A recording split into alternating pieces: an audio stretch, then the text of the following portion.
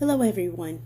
The book that I decided to do my book talk on is Jesus, the Way, the Truth, and the Life.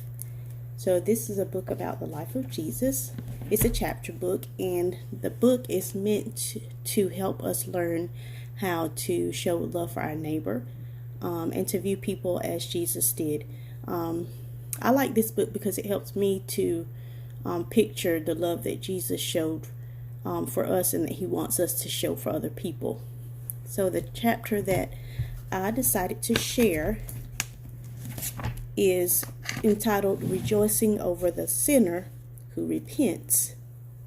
So as I start reading, it says, at various times during his ministry, Jesus has emphasized the importance of humility. So here I stop and I'm thinking, what is humility? What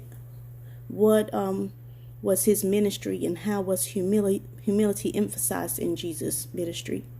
And my first thought is that, Jesus was definitely humble to take on human form.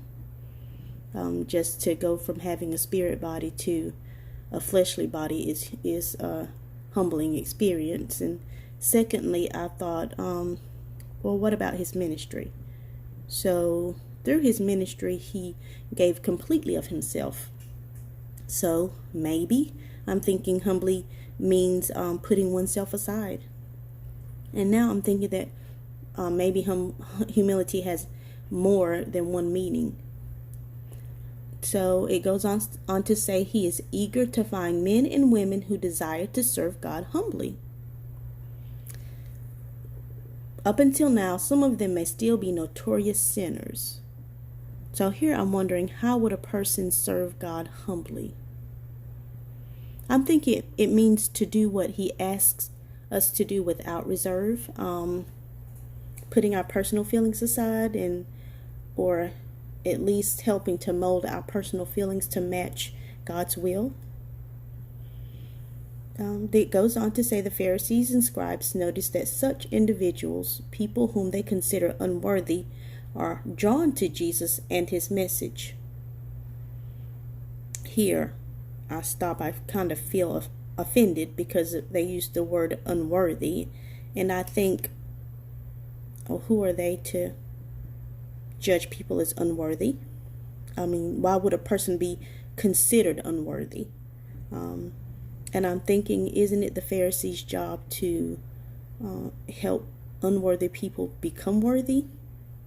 And also, if they represent God, then why wouldn't it be their job to help unworthy people? Wouldn't it be their job to view unworthy people as God views them? Which would not be unworthy, because we're reading about Jesus, and Jesus, God gave him for all people. So it would be their job to help the sinner become worthy. So those are my reflections on that reading.